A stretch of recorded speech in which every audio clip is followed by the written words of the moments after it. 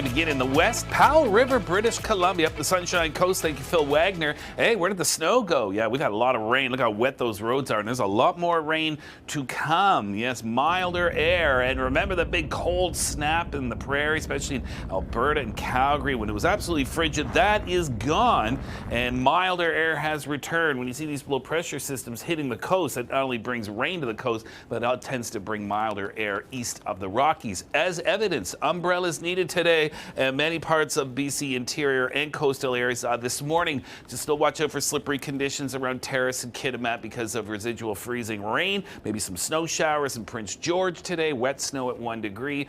Edmonton -4, but +3 in Calgary. And look at that, all the way to 0 degrees in Winnipeg as well. So temperatures still sub-zero in Saskatchewan for now, but that will change. All the precipitation west of the Rocky Mountains. Snow in the high elevations, rain for the coast, and at times the wind may pick up too, especially late Friday for you in the south coast. So, series of systems impacting the west coast with rain. East of the Rockies, you're going to get milder temperatures. And then we take a look at to next week, a screaming jet stream from Japan to the west coast of North America, steering these storms. And this next one looks like emanating from the Hawaiian Islands. So that would be the Pineapple Express. That's the name of that particular atmospheric river. And what that brings is mild air and soaking rains. Look at Vancouver getting into the double digits, timing with that Pineapple Express. And that'll also means snow for the north, or rather rain for the North Shore Mountains. East of there, though, Calgary, you will be enjoying warmer temperatures. Winnipeg also getting well above the freezing mark.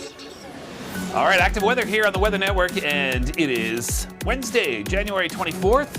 And we have Mark Robinson and Victoria Fenn Alvarado, and they're going along the shores of Lake Ontario in Oakville. Now, Mark and Victoria, can't say exactly what you're doing today. It can be called storm chasing. So what would you call it?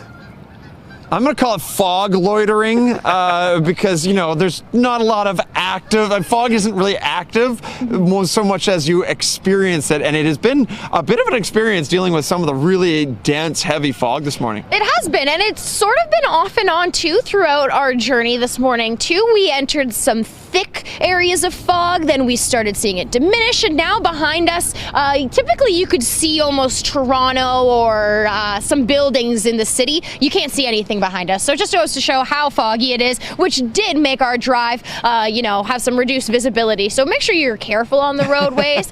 So not necessarily storm chasing, Mark. No. As I said, fog loitering. That's my new one. I really do like that.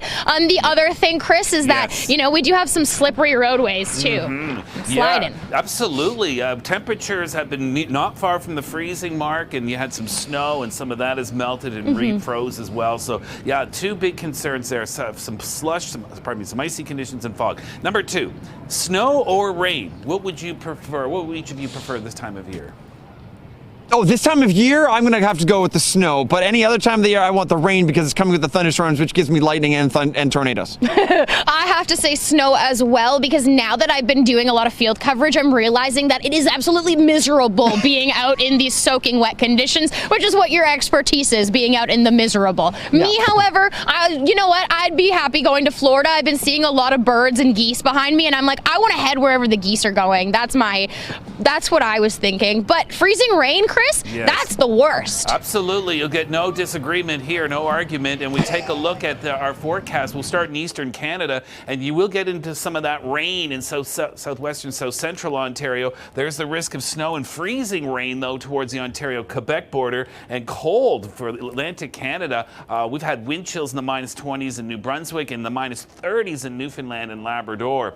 Now, we take a look at our active weather. There's the rain showers for much of the GTA, southwestern Ontario towards Kingston. But once you get towards, say, Brockville, Cornwall, Ottawa, Renfrew, Montreal, Gatineau region, that's the risk of freezing rain this evening through the overnight that dissipates in the morning. And you're going to get a little bit of a wintry mess in the Maritimes tomorrow. And then Friday, round two, with, again, mainly rain in the same areas that see it today, and mainly freezing rain in a lot of the same areas that get that tonight, too. So this is going to be back-to-back rain or back-to-back freezing rainstorms storms for you. And into the Maritimes again, Nova Scotia, you've seen this before. It's that snow to rain. New Brunswick, probably more snow than rain, and there could be a little bit of freezing rain in between. But this is certainly concerning here. This is just this evening into tomorrow morning, and locally 2 to 5 millimeters. Perhaps a few areas could see a little more of that of ice.